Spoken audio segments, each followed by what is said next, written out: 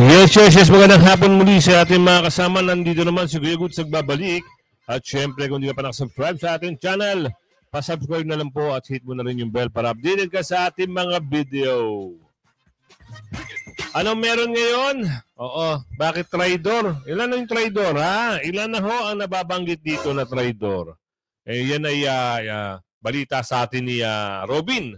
At mamaya, meron hong pag-uusap, meron hong balita o meron nag-content na libu-libong bus arkilahin ng isang religious group ng INC. Diretsahin na natin para dito sa peaceful rally gaganapin sa May January 13. Nako po, libu-libong bus. Talaga naman ibang klase At may mga pahaging bakit daw bigla daw parang tumamlay ang boses pagdating doon. Hindi ho tumatamlay.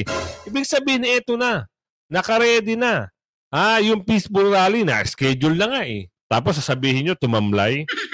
Pero syempre shoutout muna kay wait lang shoutout muna kay Kuya. Ito. Kuya Nelson Deloria ng Taguig. Shoutout sa iyo, Kuya. At ayos na ayos nagre-relax ka lang shoutout sa iyo ito. Ay, nako talaga naman. Basta mga usapin. Itong mga traidor di umano, mapag-uusapan dito ngayon kung sino yung dalawang traidor. Hindi lang dalawa yan. Napakarami yan eh. Kaya nga liliwanagin natin. Itong darating na May, midterm election, kasi meron nababanggit eh. Meron silang tatapyasin. Naku, wag yung tapyasin. Itong mga inendorso ni Tatay Digong, ito yung makakatulong sa atin pagsulong kay BP Sara sa pagka-presidente, tapos babawasan nyo. Wag ho. Kung magdadagdag kayo, edi wag na kayong magdagdag. Pero wag kayong magtapyas. Yan ang pakiusap ko sa inyo. Kasi kung magtatanggal kayo ng isang inendorso ni Tatay Digong, parang pinilay nyo yung grupo. Wag po ganun. Pakiusap. Ito na. PDP line. Kilala nyo naman. Isama nyo na si Doc Will Ong at si Doc Richard Mata. At yung linyada ng PDP line. Sa party list naman, PPP party list, Panaw party list, Duterte party list, at Sagip party list. Sino ba ang traidor? Yan ang tanong dito. Kayo, kilala nyo ba kung sino may mga nag-traidor? Sino yung mga balimbing? Pangalanan nyo sa comment section. Ito yung mga, kung baga sa puno, hinog ka na ba? Mangga, hinog ka na ba? Merong balimbing. At meron ding nagtatago sa pangalang, ito na, si Robin na magbabanggit niyan. Ipasok mo, Robin.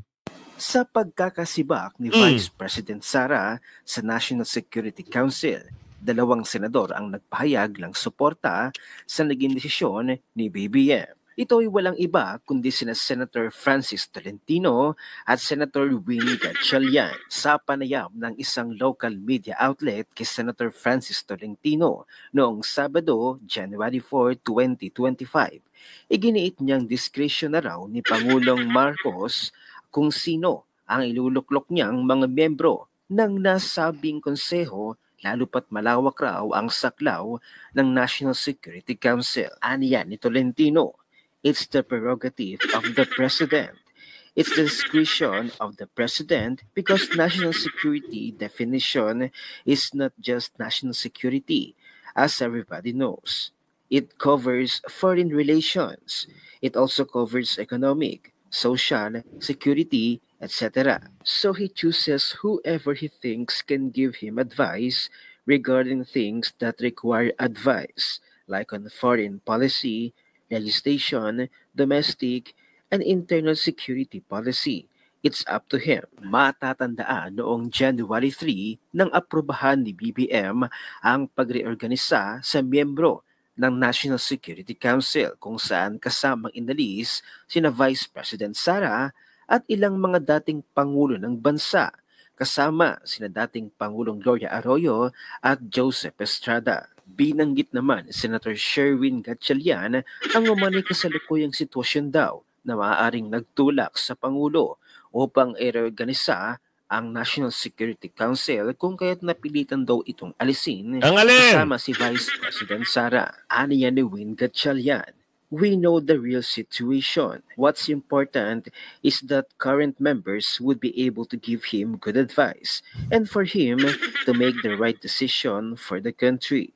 It's the President's prerogative after all to choose who he thinks can give him proper advice." At dahil nga sa tila pagkampi ni Senator Win Gatchalian at Senator Francis Tolentino kay BBM sa pagkakatanggal ni Vice President Sara sa National Security Council. Ito may pasok ko lang. Interrupin na kita, Robin. Sa nakikita ko, itong mga nangyayari ngayon, dati kasi malakas ang Pangulong Duterte. Hanggang ngayon naman malakas eh. Pero ngayon, akala nila humihina. Lalong-lalo na itong isa, si Balim. Ang tawag niya, Balim. Anong prutas yun? Yung may star? Lalong-lalo na yan. Ngayon, titignan natin kung hanggang saan lalakas ang karisma niya sa mga tao. Kasi ilang milyon ang bumoto kay Bibi Sara, kasama ito, sinama ito eh. Ngayon, titignan natin kung hanggang saan lalakas ang kanyang pangalan. Lalong-lalo na, di ba? Kakasurvey lang kahapon, kagabi. Kanina. Actually, kanina, may upload tayo kanina umaga, no? Ang lakas-lakas ng mga PDP line. Kayo nga, ikaw nga, kuya, yung pangalan mo, nandun na. Nasa pan 30.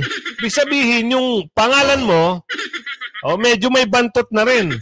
At ito namang isa, akala niya siguro, dumidikit siya sa dito sa nakaupo ngayon, akala niya, gaganda rin ang karir niya. Hindi niya alam, lagpak na rin. Di ba? Nakakatawa na lang sila mga kasama. Kaya magaling din to si Robin eh.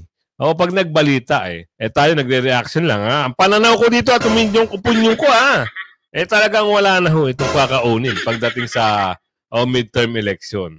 Ang layo ng survey. Napanood nyo ba kanina umaga o panoorin nyo ulit? Ang layo Ang nangunguna, PDP line, tapos yung mga partido nilang wala na.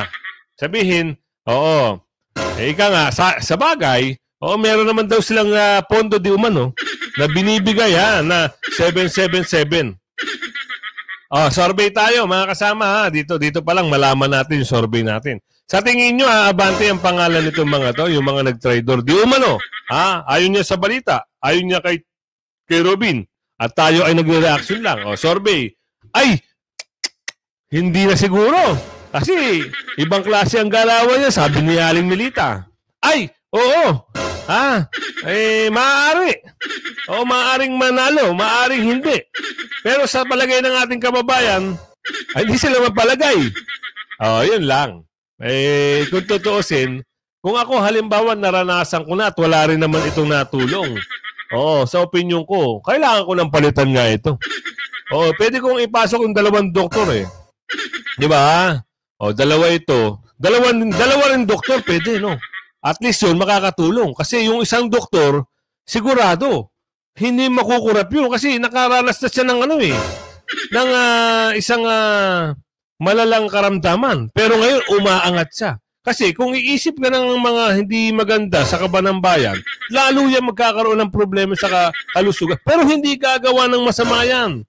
Lalong-lalo na mga doktor, ang iisipin yan, ang mamamayang Pilipino. Kaya mas maganda, ipasok niyo yung 2 doktor kaysa mga, sabi ni Aling Josefina, kaysa 2 traidor. Tuloy natin, Robin. Nagbabala ang mga certified DDS na huwag nang iboto yan ang 2 senador na ito. Yan. Ilang nga daw lumalabas na walang utang na loob. Yan. Lalong-lalo na itong si Francis Tolentino. Nako! Ilang nga daw yata gamit na gamit pa noon ni Tolentino si dating Pangulong Duterte. Kaya't sa mga susunod na eleksyon, X na daw ang 2 senador na ito. Kaya Ayan. kailangan na lamang ang pagka-double time ng Marcos administration na ito na sirain at pababain sa pwesto si Vice President Sara dahil nga ang ika-4 na impeachment complaint ay ihahain na naman sa Kamara. Nahiya pa kayo, gawin nyo ng 10. Narito ang comment at reaction ni Mr. Will Toker. Ayan, pasok mo. Isa pang impeachment complaint Sus, Ginoo. laban kay Vice President Sara Duterte ang nakatagdang ihain sa susunod na linggo. Ayon kay House Secretary General Reginald Velasco, may mga miyembro ng Kamara na humiling na hintayin ang ika-4 na reklamo bago niya isumiti sa Office of the Speaker ang mga nauna. Bineberipika pa rin sa ngayon ng tanggapan ni Velasco ang 3 naunang impeachment complaint. Ayan na. Di ba? Meron pang pang-4. Hindi pa kayo nadala. Hindi pa kayo nakontento sa 3 na hindi nga pumipirma. Itong mga ibang mga bakulaw. Tapos, maghahain pa kayo ng ika-4.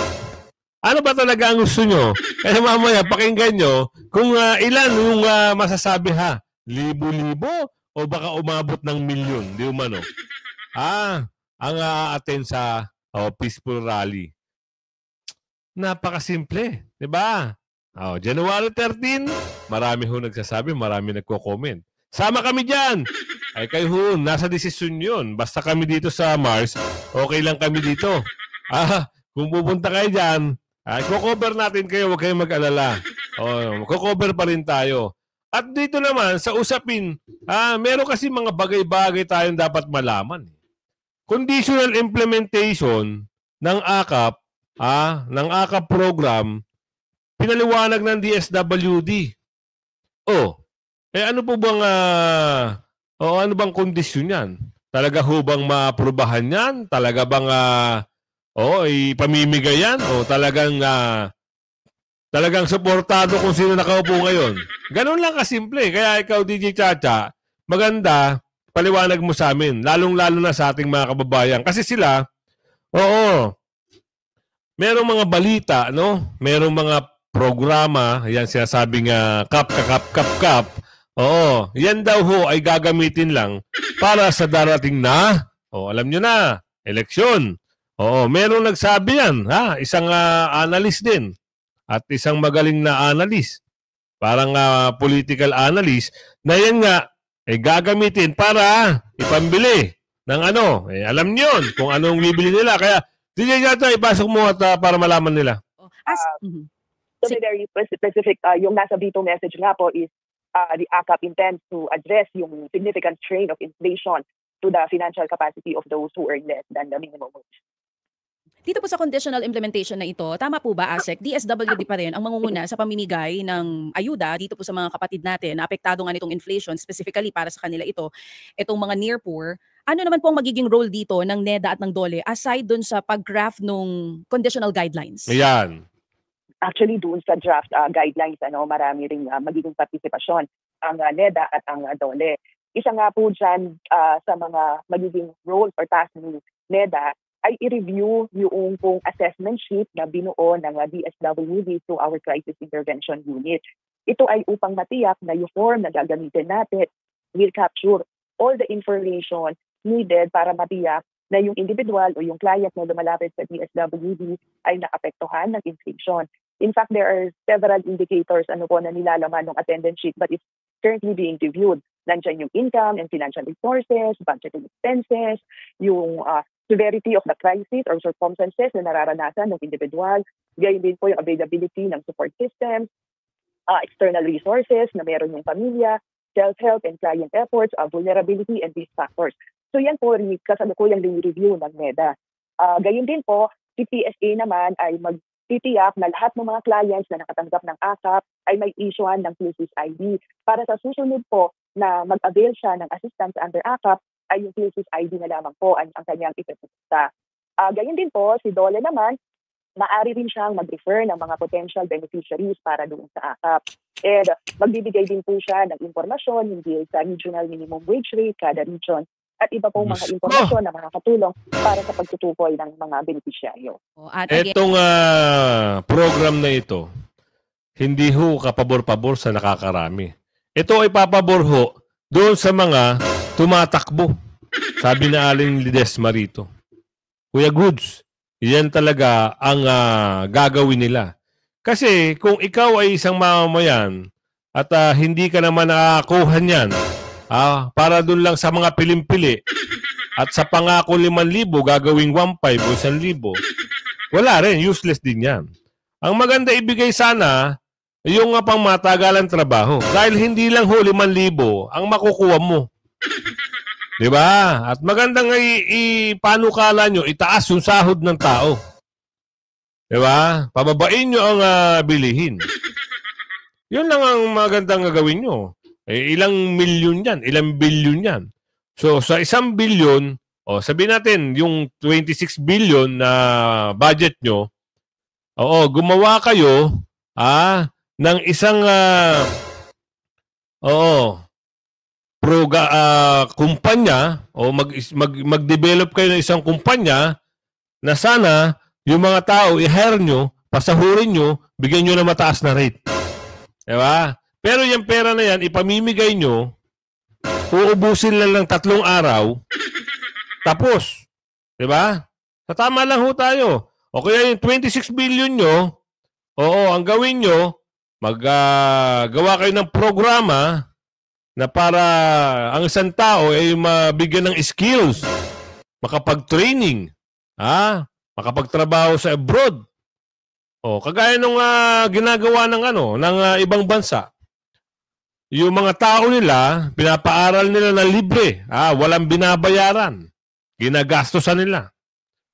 Binibigyan nila ng magandang skills. Ngayon, pag marunong na yung tao, makakapag-apply na siya saan man sa bansa na gusto niya. Na in demand yung ganong skills na hinahanap niya. Dapat doon nyo binigay. Di ba? Hindi. Ang ginawa nyo, pinag-interesan nyo, di umano, yung malaking pondo na pinayagan ng sinakaupo ngayon, at tapos, kunwari, sabi ni Aling Janet dito, kunwari ibibigay nyo, ang katunayan, kakarampot lang ang matatanggap ng mga kababayan natin. Ate Janet, salamat at nag-comment ka ng ganyan. Meron nga raw, nangako ng 5,000, ang natanggap nila 1,500. Nakipag-away pa si Kagawad. Hinihingi yung Grabe naman, Kagawad. Ano pa nga ako? 5,000, 1,500, hingi mo pa isa. Smiyo. Diba? Kagaya ng sinabi ni Mayor, ng Baguio. Diba? Napanood nyo yung video niya. 777. Kung meron pang isa, plus 7, 28 million. Kada isa. Doon nila uubusin. Sabi ni Aling dito. Ngayon, ang usapin, kaya naasar na ang gobyerno. Gobyerno. Naasar na ang taong bayan. Diba? Yung ibang nasa gobyerno, asar na rin. Bakit? Bakit naasar? Dito nga sa ginagawa. Hindi na makatarungan ang nakikita at nararanasan ng ating kababayan. Paano nasabi yan? Ikaw ba naman hanapan mo ng project, walang masabi. Ikaw ba naman nangako may ginto, pamimigay yung ginto, ngayon nagbenta ng ginto. Ikaw ba naman dapat ayusin mo yung budget para sa pag-aaral sa edukasyon ng ating kababayan. Bigyan mo na magandang pundasyon para maging maayos, at hindi na tayo maging late sa system o sa teknolohiya. Kasi late na po tayo ng 30 years. Dapat doon mo nilaan. Hindi. Nilaan nyo kung saan-saan. Sabi ni Corazon dito. Nilaan nila yan dyan saan? Sa proyekto ng DPWH. Para saan? Di kumita Dorobo na kontrarista. Tama sa tama lang. May nagsabing ganun. Kaya galit na ho. Kaya ho ang nangyari dito. Ayon dito libu-libong bus inarkila ng INC para sa peace rally. Pasalamat sa taas, inuna nilang sagawa. Kita mo? Libu-libong bus. Hindi ho 30, hindi ho daan, libu-libo. Eto, ayon sa video. Kaya panoorin nyo hanggang huli to mga kasama para malaman nyo. Diba? Ay, nako. Ibang klase, Tuloy na natin to, kuya. Tuloy mo. Mamayan nga na kung saan ay sinabi po ng host na magsasagawa nga ang Iglesia ni Cristo ng mapayapang pagkilos. Oh. Pero pagkatapos po ng first week ng December na yon, na kung saan nga ipinahayag ng programa yon, ay hindi na kinaringgan pa ang INC ng anumang updates tungkol dun sa mapayapang pagkilos.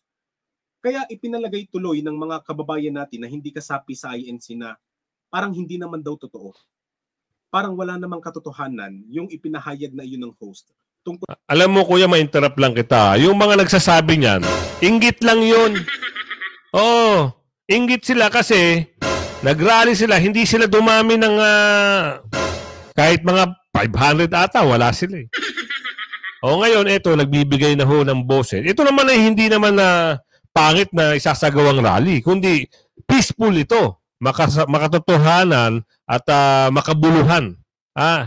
Nasa maayos na venue, kagaya ng Liwasang Bonifacio, at doon naman sa sasagawang kung sino yung magsasalita doon, siyempre naman makatuturan yan dahil religious group ito eh. At hindi naman lang ho ito porket sinabi na INC rally, hindi ho para sa kanila lang. Lahat ho imbitado rito. Ngayon, nasa maayos na pamamaraan, kung ikaw ay tatanungin ko, sasama ka ba? I-type nyo sa comment section.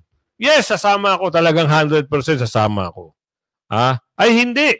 Oo. Pero pag sinabi ni kuya, sasama na kami. Hindi ka na ba magsasaing, magluluto at maglalaba? Hindi. Sige, sumama ka na. Nasa desisyon nyo naman yan. Kaya ito liliwanagan natin kung ano yung mga pag-uusap, ano yung mensahe rito. Tuloy mo, kuya. Sa mapayapang pagkilos na isasagawa nga ng Iglesia ni Cristo. Ang iniisip pa nga ng mga kritiko ng INC ay nananakot lang daw ang relihiyon. Ay, hindi sila daw. Hindi. Puro lang daw yabang, puro lang daw salita, wala namang gawa. Bulaan. Mismong kumpare ko, nagsabi na ho. Sabi niya, pare, sasama ka? Sabi niya, ay, ako pala nagtanong, pare, sasama ka ba? Sasama kami. Kasi yan po daw talaga ay, kita mo, sumusunod sila sa utos. Ganun lang kasimple. Kaya ikaw, pag tinanong ka ng kapitbahay mo na, kapatid, sasama ka ba? Sagot mo, yes. Dahil meron ho yan libreng bus kung saan man kayo. Ang alam ko, papagkakalam ko kung halimbawa, meron kang kapitbahay na kapatid, magtanong ka lang meron silang mga libreng bus. Yan po ang katotohanan. Ito na, tuloy na natin to. Wala naman daw katotohanan, puro lang daw buka ng bibig, pero hindi naman daw mapapatunayan. Yan po ang una nating pag-uusapan. Ang ikalawang bagay naman, gaano nga ba katindi ang paghahanda ng Iglesia ni Cristo? Matindi po, matindi. Diyan sa isasagawang National Rally for Peace. Na yung bagay na tungkol nga sa paghahanda na yun, tiyak, hahanga po ang bawat isa sa inyo. O ngayon, dumako tayo dun sa unang bagay. As early as first week nga po ng December, kung hindi kami nagkakamali ay December 4 po, last year, 2024, sa programang Saganang Mamamayan ng NET25 na pinapatakbo po ng mga kaanib sa Iglesia ni Cristo, ay sinabi po doon ng host ng nasabing programa na ang Iglesia ni Cristo po ay magsasagawa ng mapayapang pagkilos. Na yun po, yung pagkilos na yun ay upang sang-ayunan ang opinyon ni Pangulong Bongbong Marcos na wag mapatalsik sa pwesto si Vice President Sara Duterte. Batay po kasi sa Pangulong Marcos, yung impeachment po ng Vice President ay aksaya lamang sa panahon, aksaya lamang sa oras, at hindi naman makakatulong sa sinumang mamamayang Pilipino. At wala naman anyang maidudulot na kung anuman. Yun yung sinasang-ayunan ng Iglesia ni Cristo. Kaya gusto po nilang magsagawa ng mapayapang pagkilos ay para na rin itindig, ipagsigawan ang kapayapaan at kaayusan ng bansang ito. Tinitindigan din po ng INC na maraming ang mas mahahalagang bagay pa ang dapat unahin ng mga mambabatas natin kaysa dyan sa impeachment complaint. Mas mahahalaga o mas importanteng bagay sa ikauunlad ng bansang Pilipinas at ng bawat mamamayan ng bansang ito. Ngayon, matapos ipahayag ng nasabing host doon sa nasabing programa, ang nasabing mapayapang pagkilos ay hindi na nga kinaringgan pa ng anumang information or latest updates noong December ang panig ng Iglesia ni Cristo. As in tahimik po talaga. Kahit nga ang ibang member po nila ay sinasabi na wala pa raw pong update sa kanila ng mga panahong iyon. Ang tanging alam lang nila ay kung ano yung sinabi dun sa programang Saganang Mamamayan na pagkilos nga ng INC. Ang iba sa mga kasapi ng INC ay hindi rin po nila alam ang isasagot sapagkat wala pa nga pong bilin na ibinababa sa kanila o latest update. Ngayon, bakit nga kaya na-delay? Bakit nga kaya tila na-delay ng bahagya ang pagsasagawa ng INC ng mapayapang pagkilos na yan? Kasi nasabi nga ng iba na kesyo, nagbabantalan daw, nananakot. Alam ko boss kung bakit medyo naantala ng konti kasi yung pasasalamat kasi inuna yung pasasalamat. According yan sa aking kaibigan. Inuna namin at saka sa mga nagko-comment sa akin, inuna muna namin yung pasasalamat kasi kailangan yun. Bago ang lahat. Magpasalamat muna bago ang lahat. Eto na, natapos na yung pasasalamat at natapos na rin ang taon. So eto na, kung ano yung narinig natin na mensahe doon sa Net25 o sa Ganang Mamamayan, eto na ho yun. Let's go! Tuloy! At wala naman daw katotohanan. Ngayon, may nalaman akong isang napakahalagang bagay. Eto, nalaman ko din po sa mga personal kong ang kakilala na Iglesia ni Cristo, na mga church officers din nila.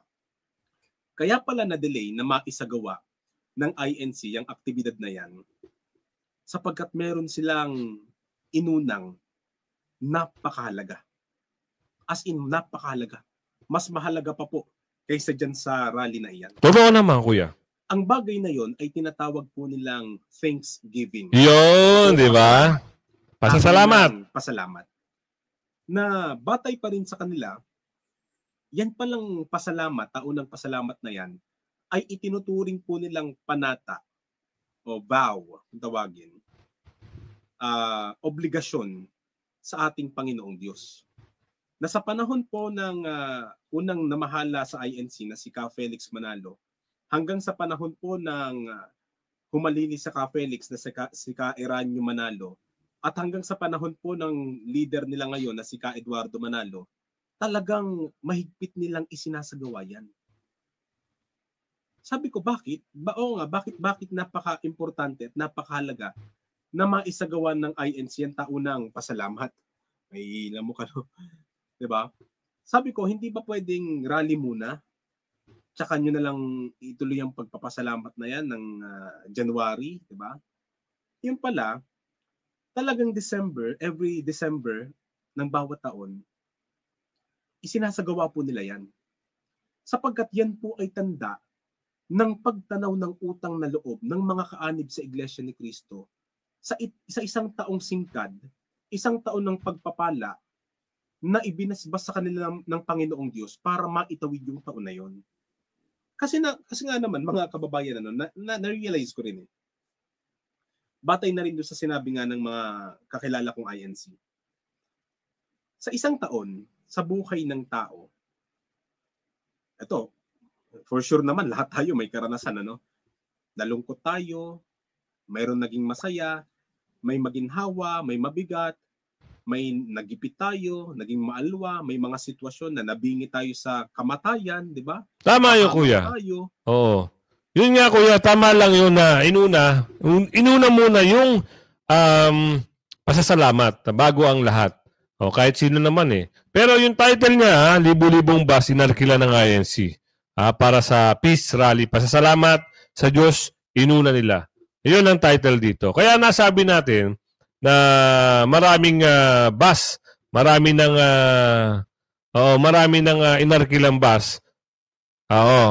Tingnan nga natin dito kung meron pa siyang mga kasi wala akong narinig dito Tingnan natin Tuloy lang natin.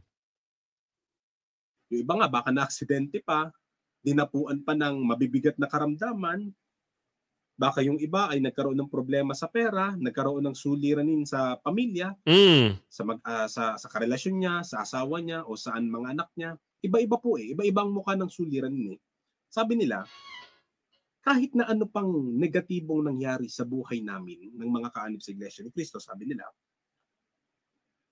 pagka magtatapos ang taon, which is December nga, month of December, ang tinatanaw pa rin po namin ay yung positibong bagay o bahagi na ibinasbas sa amin ng Panginoong Diyos. Ano yung positibong bagay na yon? Na kahit pa ano ang pinagdaanan namin sa isang taon, nananatili pa rin anya ang buhay namin. Ayun. Ito pala ha, ang paliwanag dito, kaya po naantala kasi nung nakaraan, di ba, nagsabi ang ganang mamayan, no, na magkakaroon ng peaceful rally. Oo. Ito na ho yun. Kaya pala hindi agad-agad nagkaroon ng rally, no, na peaceful rally ha. Inuna muna yung pasasalamat. O maganda rin naman yan. Pero ang makatotohanan dyan, ito na. Ha? Sa January 13, 2025, gagawin ang peaceful rally sa Liwasang Bonifacio. Yan na ho yung date na nakita natin. Yan na ho yung date na nabanggit ni Senador Marcoleta. Yan na ho yung lugar kung saan isasagawa yung peaceful rally. Tsaka ho, invited po nila kahit hindi po kaanib ng iglesia. Lahat po ay welcome pumunta. Wag lang ho kayong magnangaw-ngaw at wag ko yung magsisigaw na hindi kaaya-aya. Kung sila ho ay inaayos nila ang rally na ito, kayo ho ay makinig lang. Oo. Makinig lang ho kayo. Wag ho kayo magsasalita ng hindi maganda dahil sila ho ay may binatawang salita na ito ay peaceful rally. So, alam naman natin na para sa kaayusan, ang kagustuhan ng religious group na ito. Lalong-lalo na, siyempre, sa pamumuno ng magaling na leader nila. At kung gusto niyo pumunta, go kayo. Wala naman yung problema. Hindi naman nila kayo pipigilan. Wag lang kayong gagawa ng ingay. Wag lang kayong magdadala ng mga bandera na hindi kaaya-aya. Pero kung halimbawa, nagkaroon na sila ng boses na alam nyo na angkop dun sa pag-uusap, sa sinasabi nila at nararamdaman nyo, di pwede kayong siguro sumabay na rin sa agos. Pero kung hindi, at salungat dun sa kagustuhan nyo lang, wag. Wag. Baka mapagalitan kayo. Eto na. Kaya lagi ko kayong sinasabihan kung gusto nyo maayos na pagbabago, next pagkatapos ng eleksyon na ito, isipin nyo muna kung sino iboboto nyo. Huwag kayong padalos-dalos. Huwag kayong boboto ng mga trapo. Huwag kayong boboto ng mga bakulaw. Huwag kayong boboto ng mga kawatan.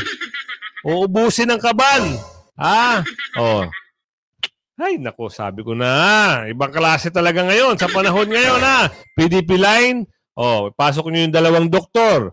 Doc Willie Ong, si Doc Richard Mata, at yung party list. Dapat kabisado nyo yung linyada ng PDP line, kabisado naman natin. Tatandaan natin, i-correct nyo lang ako pag nagkamali ako, simulan natin kay Senador Bongo. Susunod natin si Senator Bato. Susunod natin si Senador Marcoleta, Jimmy Bondoc, Senador Vic Rodriguez, JB Hinlo, sino pa ba? Ipe, Chabit, dalawang doktor, Doc Willie Ong, tsaka si Richard Mata. Sino pa yung isa? Pastor Kibuloy. At sino pa? Isa na lang, attorney. Tapos na si attorney JB. Naku, kahit ako naguguluhan na. Kukuha na nga ako ng listahan. Talaga naman, Ito na, para masabi ko sa inyo. Ibibigay ko na sa inyo yung listahan para hindi tayo naguguluhan, Susurbulin na natin to. Pati number na ata, ibibigay ko na sa inyo para maganda-ganda. Para maayos, hanapin natin dito. Sana nandito sa akin, Sana nandito. Ay, asan ka na? Naku, nawala pa ata. Makabukas na natin ibibigay. Hanapin ko pa dito. Ano ka ba naman, Kuya Goods? Lagi ka naman nang bibitin. Oo. Saan na ba yun? Lo.